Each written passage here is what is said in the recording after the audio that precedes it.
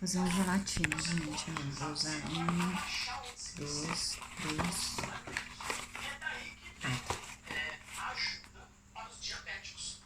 Vou usar aqui leite condensado, ó.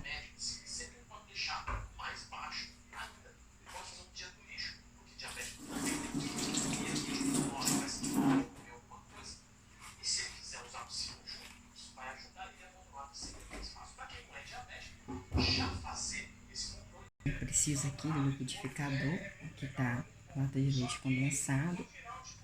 Aqui estão um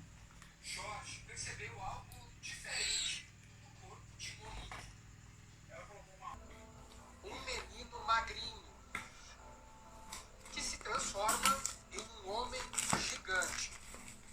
Aí, ó. Este é Jorge, de 33 anos. Não tem nada de comer. Tem de comer, demora. Para chegar até aqui, ele percorreu um caminho difícil que levou a ultrapassar a marca de 300 quilos.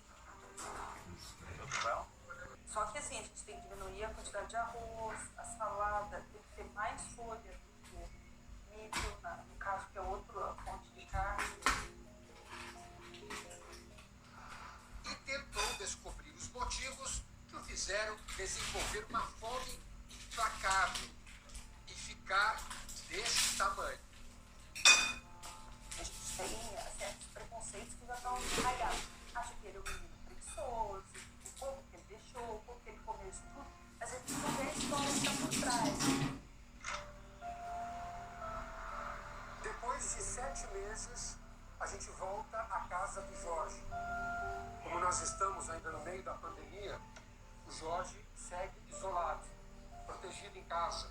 Afinal, ele faz parte do grupo de risco. O Jorge ainda sofre com a obesidade só mórbida. só, gente. Mas Vou usar esse refratário aqui, gente, ó. Um tempinho junto, e foi quando meu filho nasceu, pai de primeira viagem, com medo de... o Monique. Mas ela sabia que um dia os dois iriam se reencontrar. Eu sofri muito com a ausência dele na minha vida. Mas foi tudo situação. Eu creio em Deus, né? Assim, eu jamais vou desistir.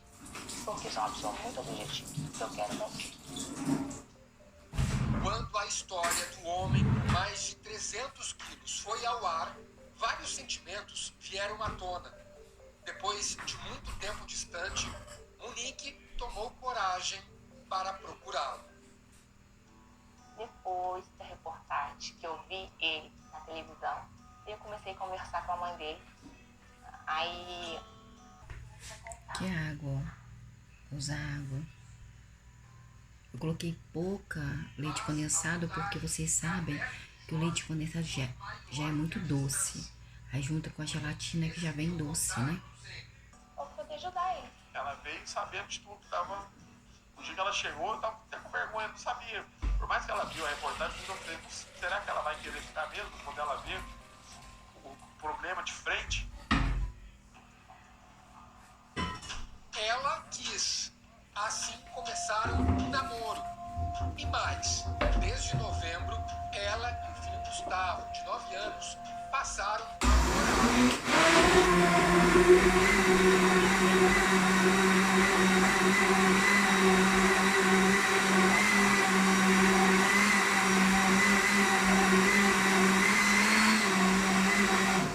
um amor correspondido. Você tá feliz? Nossa, muito demais, demais. Nesse momento que você está vivendo agora, o que a Monique representa? Ah, eu sempre quis ter uma família. Tipo, morar assim junto, entendeu? Viver como todo mundo vive. O pai, a mãe, numa casa, o filho, entendeu? Essa rotina de família, entendeu? Isso aí eu sempre quis ter e nunca tive. Quando viemos aqui no ano passado, Dona Maria Alzira não escondia o cansaço. Os olhos tristes mostravam uma mãe que já não sabia mais o que fazer. O médico já tá.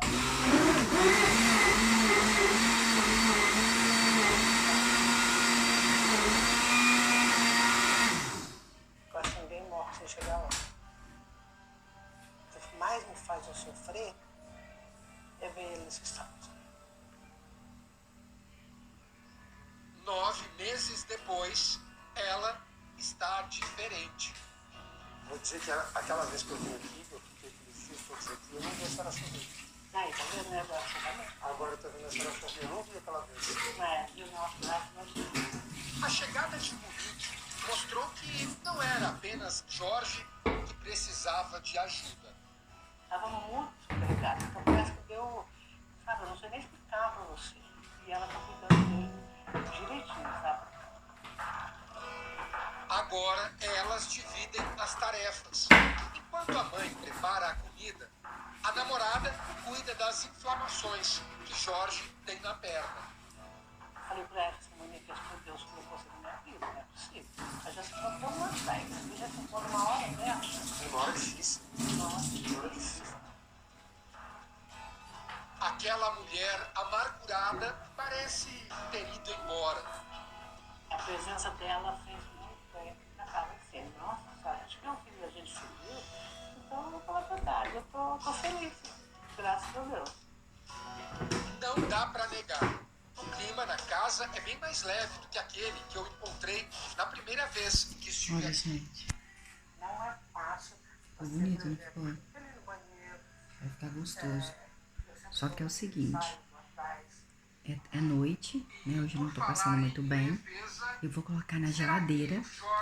Aí amanhã vai ficar pronto.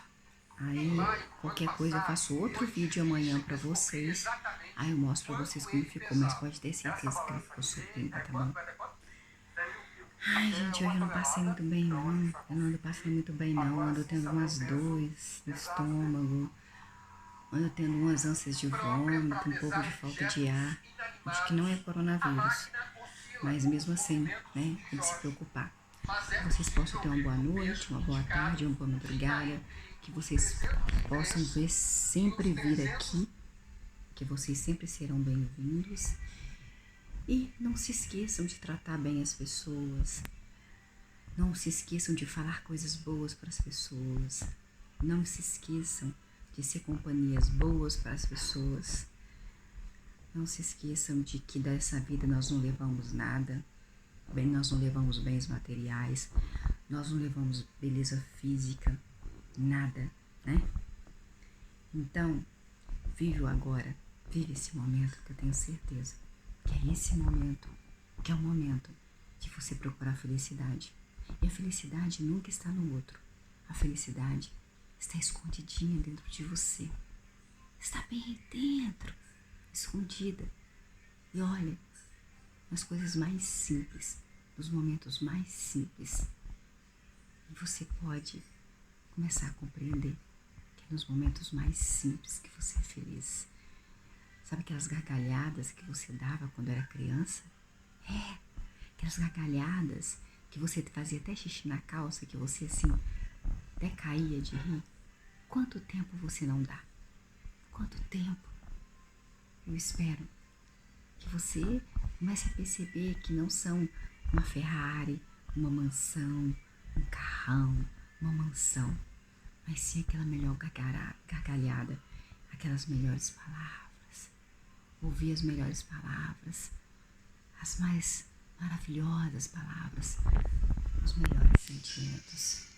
Assim como o meu vestido está floral, que está até combinando com a minha gelatina, que você possa fazer com que a sua vida tenha mais momentos de flores coloridas, de arco-íris, sempre, sempre, sempre. Pense em você, faça você feliz. E sem passar por cima dos outros, tá bom? Sempre com respeito.